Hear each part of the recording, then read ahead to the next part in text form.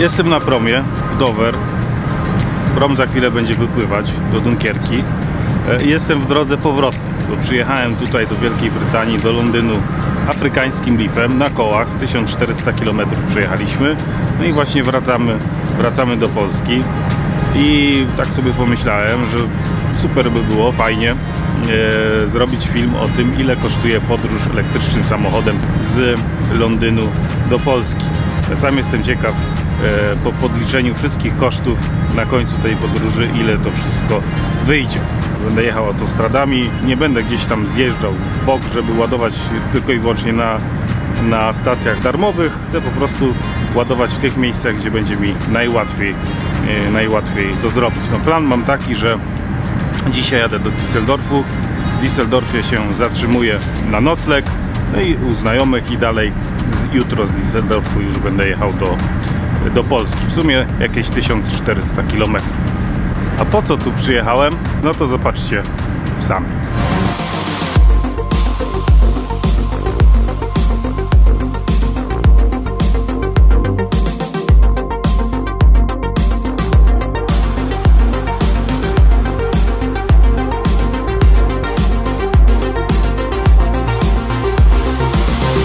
Jestem na London Motor and Tech Show, tutaj w londyńskim Excel. Przyjechałem tutaj na zaproszenie z moim afrykańskim Leafem, który się prezentuje wśród elektrycznych samochodów. Dosyć skromnie wygląda na tle już współczesnych elektrycznych samochodów, bo przecież to jest klasyk. No ale ten mój afrykański Leaf oczywiście jest wyjątkowy, no bo jest to jedyny elektryczny samochód na świecie, który przemierzył cały kontynent afrykański wzdłuż kontynentu afrykańskiego. Nie są to największe targi, na których byłem, ale mają swój taki specyficzny klimat domowy, jeżeli można to tak powiedzieć. Do tego jest kilka ciekawostek. Zaczynając od elektrycznych samochodów, to mamy Tesla Model 3, samochód elektryczny, na który bardzo wiele osób czekało. Bardzo ciekawe samochody, które też wcześniej nie widziałem, na przykład Nobel. Taki samochód, który znam z filmów Clarksona, Top Gear czy The Grand Tour. Mamy McLarena 720S, ale mnie najbardziej ciekawią te samochody, które tutaj stoją za mną. No stare samochody, klasyczne, klasyki, no jedne z piękniejszych aut, które zostały w historii motoryzacji stworzone i wyprodukowane. Dzisiaj takich samochodów już się nie produkuje. Ale co ciekawe, te samochody wyglądają jak stare, klasycznie, są oczywiście odnowione, pięknie się świecą, wszystkie elementy są nowe, ale co najważniejsze, również środek tych samochodów jest nowy. To, co jest pod maską, silnik jest zupełnie przerobiony, jest to właściwie, no można powiedzieć, współczesna konstrukcja, zawieszenie jest zrobione od nowa, także tym samochodem klasycznym, przerobionym przez firmę Evolution, jeździ się jak właściwie współczesnym samochodem i to jest świetne, bo no, klasyki, jak pewnie wielu z Was zna, do jazdy nie są najłatwiejsze. No co ciekawe, te Jaguary E-Type można również zamówić z silnikiem elektrycznym, czyli można jeździć takim wspaniale wyglądającym klasykiem napędzanym na prąd. No wyglądają one niesamowicie.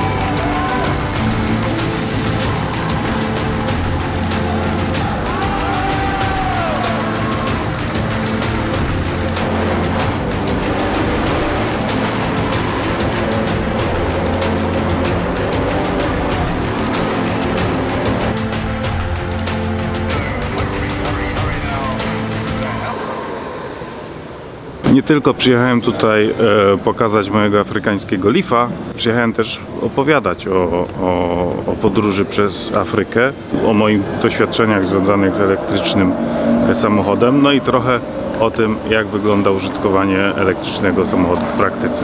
I've driven quite a few electric vehicles. I live in California, it's full of them, and I've had range anxiety when I've been in one. But there are some pioneers out there. There's some people that get an electric vehicle, range anxiety doesn't come into play because they are pioneering and they're paving a path and they're letting people know that it is possible to own, run, drive an electric vehicle, and you won't have to worry about where you're going to charge it in the future. And we're going to meet a man right now who's called Arkady Fiedler. He can say it better than I can, but please put your hands together, ladies and gentlemen, for this young man. He's come all the way from Poland to Dzień Dobry. So you go and stand outside, I'll stand this side, and this is a video of his adventure, and then we'll talk about it after.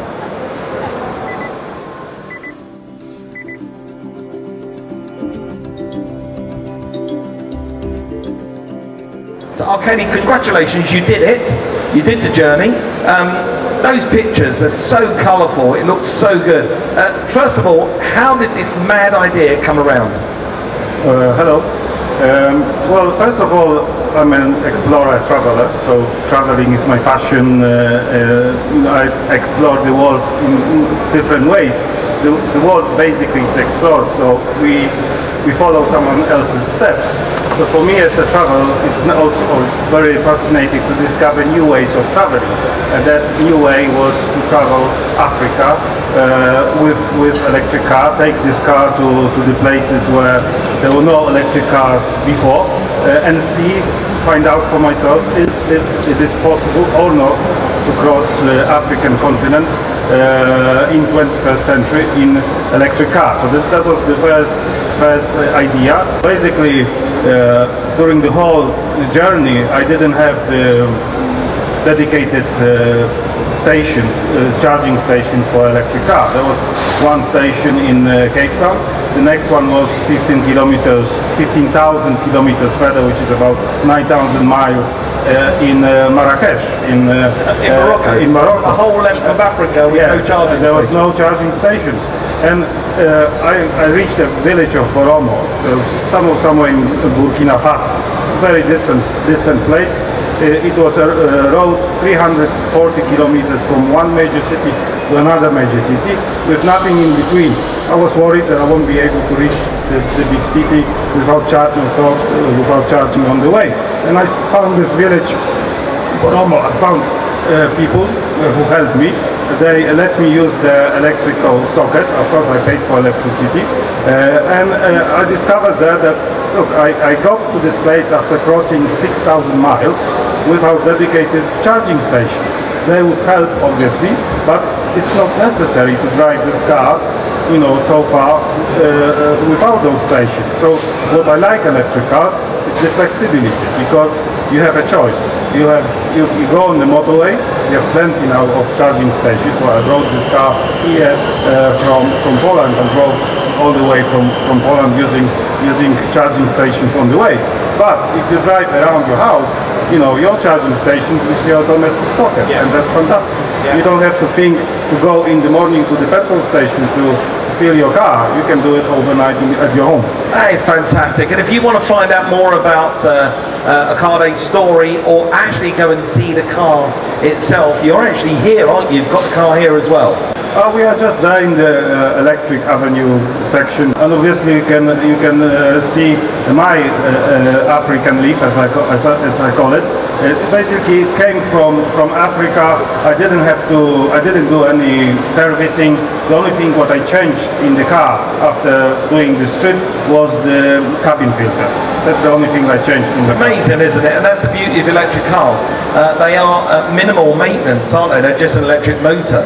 So you don't have to fill them with oil, you don't have to change the gaskets, you don't have to do any of that. You just plug them in and drive them. Brilliant. Please put your hands together. Arkady! Well done, sir.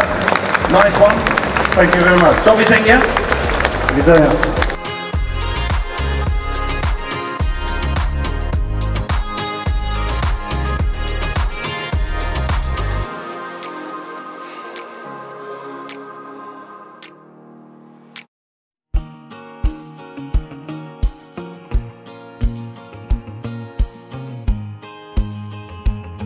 Pierwszy postój na ładowanie w Lidlu, w Dover, tuż przed wjazdem na prom. Także ładowarka za darmo, jak na razie idzie dobrze. Samochód naładowałem w Londynie za jakieś 40 zł w przeliczeniu. Tutaj ładowarka za darmo, czyli jak na razie podróż kosztuje 40 zł.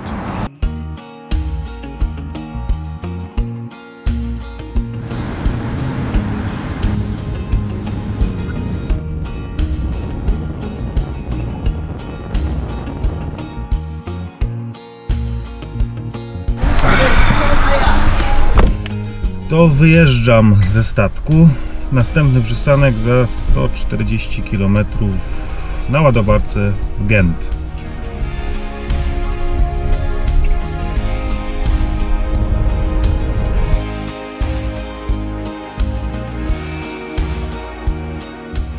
No to dotarłem do pierwszej ładowarki w mieście Gent.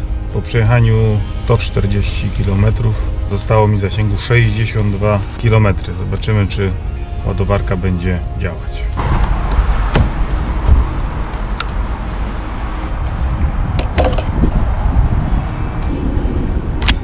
Teraz to, czego najbardziej nie lubię w użytkowaniu samochodów elektrycznych. Żeby naładować takie ładowarki, potrzebujemy kartę lub aplikację. No i wybierając się w tą trasę, musiałem wyrobić kilka takich kart i załadować na telefonie kilka aplikacji, żeby być ubezpieczonym. Nigdy nie wiadomo, która będzie działać, a która nie.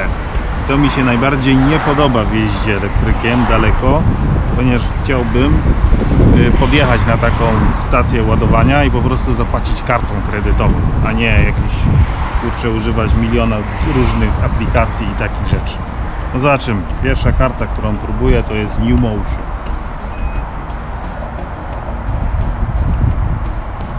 O, chyba zadziałała. Wybieramy Shademo, czyli to. Start. Ładuje się, no proszę, za pierwszym razem. Udało się. To jest to płatna ładowarka. Sam jestem ciekaw, ile będzie to kosztować. W każdym razie karta New Motion zadziałała. Ktoś by mógł pomyśleć, dlaczego się zatrzymałem, mając jeszcze 60 km zasięgu. No zdarza się często, że te urządzenia ładujące nie działają i wówczas muszę szukać innej ładowarki. Żeby znaleźć taką inną ładowarkę, no to wtedy potrzebuję tą rezerwę. Dlatego jak jadę na autostradzie, staram się przejechać jakieś 140, 150, 160 km maksymalnie. Oczywiście jazda tym samochodem, bo to jest klasyk wśród elektryków, jazda tym akurat modelem nie można porównywać do już bardziej współczesnych elektryków, którymi można przejechać ze spokojem 100 km więcej na autostradzie. No, nowym Leafem z większą baterią przejechałem na jednym ładowaniu z Poznania do Warszawy. Mam nadzieję, że kiedyś pokażę wam film z tej podróży, bo też kręciłem trochę jadąc wtedy. Teraz jak szukać takich ładowarek po drodze? No bo oczywiście jeszcze nie ma ich przy każdej stacji benzynowej. Ja używam kilku aplikacji. Taką chyba najbardziej popularną aplikacją jest PlugShare. Tutaj ludzie udostępniają miejsca ładowań. Nie zawsze one też działają, nie zawsze te punkty są zaznaczone w tym miejscu, gdzie są ładowarki, więc na to też trzeba uważać. No i nie zawsze te ładowarki zaznaczone działają. W każdym razie ja to używam. No i teraz sobie tak obliczam, że chciałbym pojechać dalej jakieś znowu 140 km. No i mamy miasto za 140 km Eindhoven. Tutaj jest kilka ładowarek. Przy mojej drodze A67 jest jakaś ładowarka przy jakimś hotelu. Kilka tam nawet jest ładowarek, więc powinno to działać. W razie czego mam jeszcze w okolicy Eindhoven kilka innych. Jakby to nie działa, no to oczywiście będę miał tą rezerwę, żeby dotrzeć dalej. Także wybieram tą. To będzie mój następny cel podróży. Teraz, żeby zatrzymać to, trzeba znowu tą kartę przyłożyć i nadusić stop. Ładowaliśmy dokładnie 30 minut i jedziemy dalej w trasę.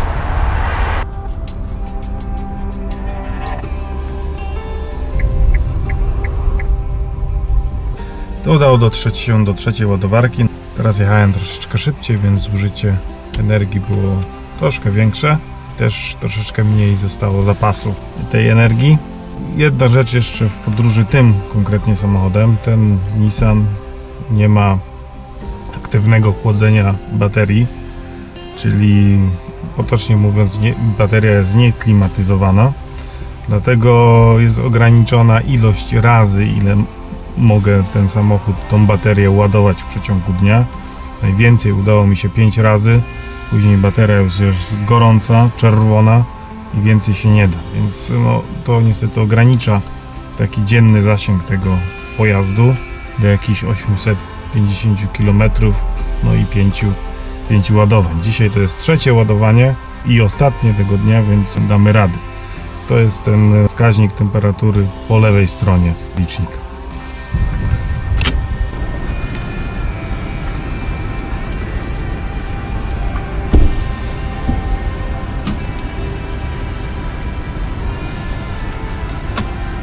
Super, karta znowu zadziałała, ta sama, ładowarka jest płatna. Zobaczymy na koniec tej podróży, ile to wszystko kosztowało. Tutaj w ogóle jakieś straszne zagęszczenie jest tych wszystkich ładowarek. Są superchargery Tesli, kilkanaście na pewno, same Tesle tam stoją. Zdaje się, że w tym jednym miejscu w Holandii jest więcej superchargerów niż w ogóle w całej Polsce. A Tesla stoi raz, 2, 3, 4, 5, 6, 7, 8, 9, 10, 11. Nieźle, nieźle. Auto naładowane, pół godziny i jedziemy dalej. Zaraz zobaczymy, jak się bateria podgrzała tym razem. Czyli podgrzała się, jest 1 pod czerwonym. Czyli jeszcze raz byśmy pewnie mogli naładować dzisiaj.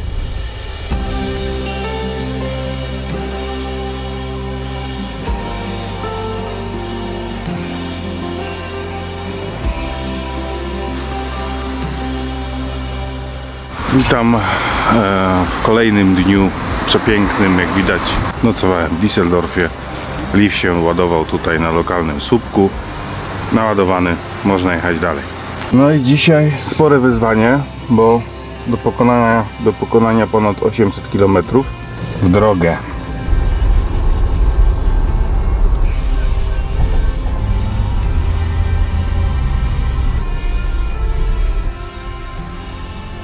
Pierwsza ładowarka, przejechane 153 km.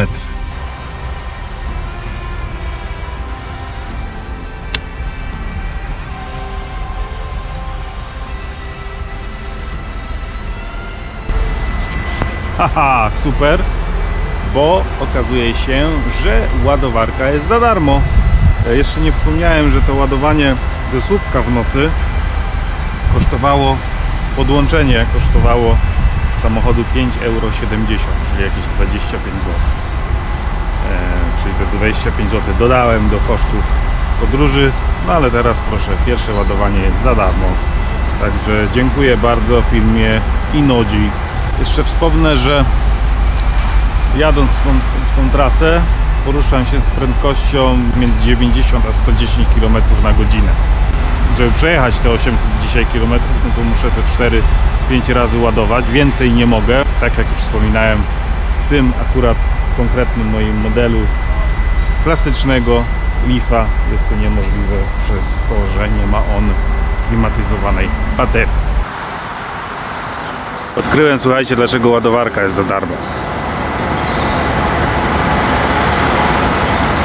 To jest idealne połączenie. Wiatr, słońce, prąd, samochód. Oczywiście żartuję, bo nie wiem, czy to jest powód, dlaczego ta ładowarka jest za darmo akurat. Samochód naładowany, do pełna naładowałem auto, ponieważ następny odcinek jest troszeczkę dłuższy, 171 km do następnej ładowarki. Temperatura baterii troszeczkę wzrosła o 2 kreski. No zobaczymy, jak to będzie dalej.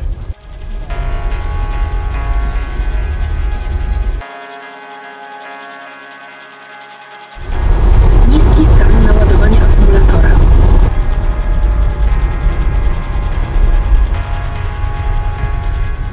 No to drugi punkt ładowania. Przejechane 174,9 km. Nieźle.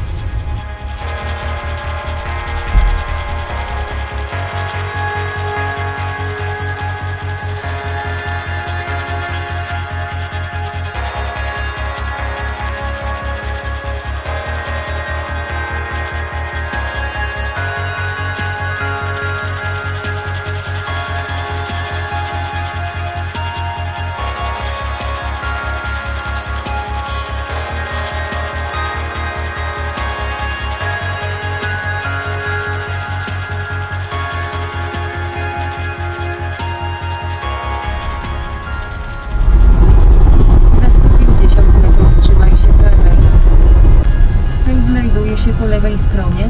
Jesteś u celu.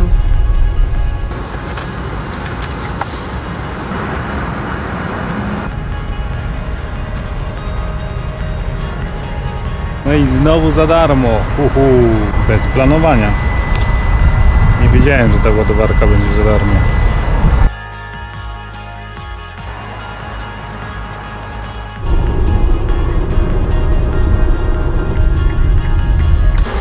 Czwarta ładowarka na trasie. Muszę trochę poczekać, bo niestety bateria jest rozgrzana. To nie jest ostatnie ładowanie. Jeszcze mam jedno w Polsce. Tu między Berlinem a granicą polską nie ma żadnej ładowarki. Dlatego musiałem się zatrzymać po 100 km, 103. No i tutaj naładuję i później już w Polsce będę ładował na ładowarce firmy Greenway. Spróbujemy. Spadła jedna kreska.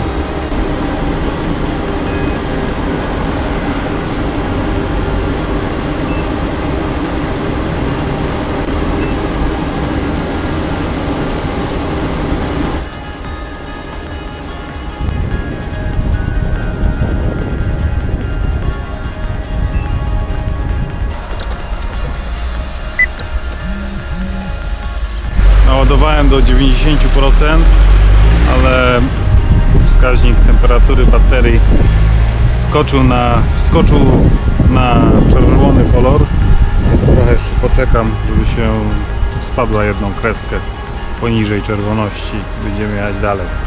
Tak to się jeździ samochodem bez aktywnego chłodzenia baterii. Dalekie trasy oczywiście.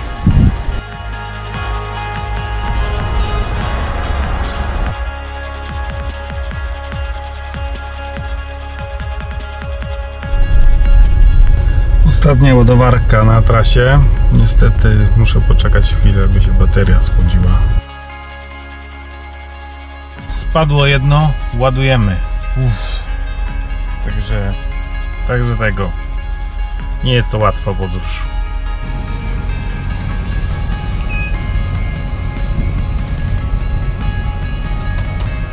Ostatnie ładowanie rozpoczęte.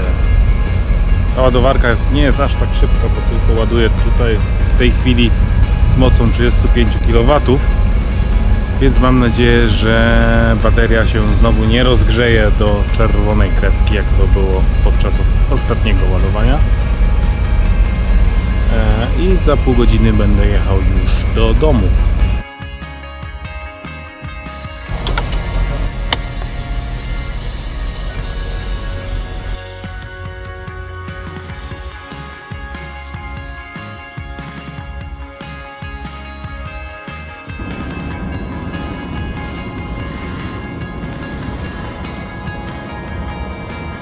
To dotarłem, ledwo mnie tu widać. Podsumowanie jutro. Bo teraz idę spać. Godzina za 5:12. Czas podsumować tą moją podróż elektrycznym samochodem z Londynu do Polski. W sumie przejechałem 1367 km. Ładowałem samochód 9 razy. I te ładowania kosztowały 229 zł, także wynik całkiem niezły w porównaniu oczywiście do samochodu spalinowego.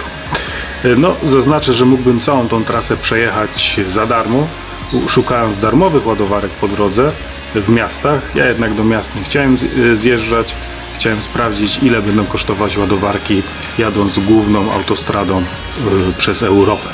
No, 1367 km, 229 zł. Wynik całkiem niezły.